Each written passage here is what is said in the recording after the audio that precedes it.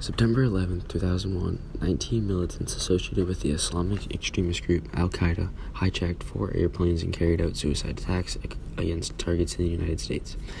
At 8:45, American Airlines Flight 767, loaded with 20,000 gallons of jet fuel, crashed into the 80th floor of the North Tower. Just 18 minutes afterwards, the first plane hit. A second Boeing 767, United Airlines Flight 175, appeared out of the sky and turned sharply toward the World Trade Center and sliced into the South Tower near the 60th floor.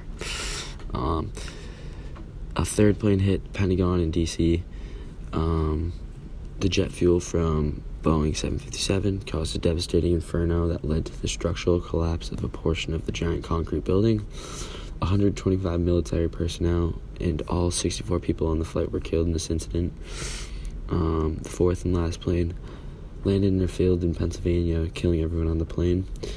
Thomas Burnett Jr. told his wife over the phone that, "I know we're all going to die. There's 3 of us who are going to do something about it. I love you, honey." Another passenger, Todd Beamer, was heard saying, "Are you guys ready? Let's roll." The passengers fought back the 4 hijackers. The plane flipped and crash-landed at about 500 miles per hour. That day, almost 3,000 people were killed by these events.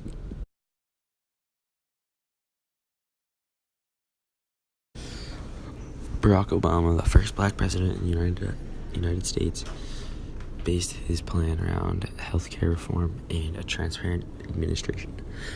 Before the presidency, Obama was a representative for the U.S. Senate for Illinois, and he helped pass legislation that tightened campaign finance regulations, expanded health care to poor families, and reformed criminal justice and welfare laws.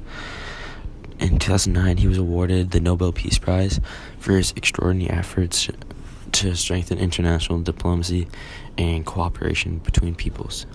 He signed an executive order that banned excessive interrogation techniques, ordered the closing of the controversial military detention facility in Guantanamo Bay, Cuba, within a year. That failed.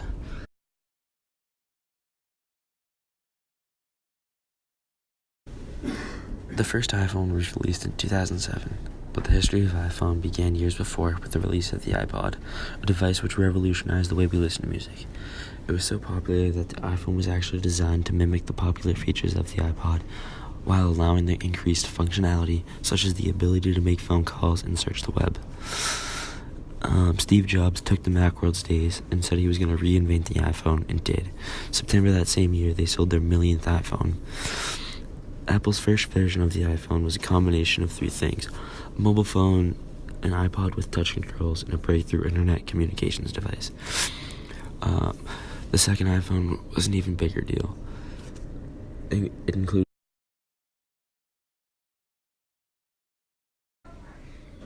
the spring and summer of 2010 would be remembered more, though, for the massive oil spill that dragged on for months in the Gulf of Mexico.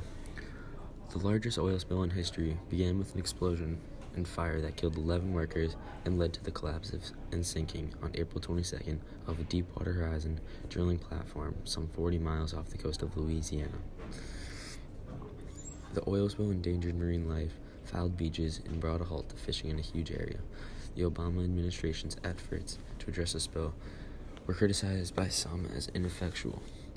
At the end, it was estimated 4.9 million barrels of oil had released in the water.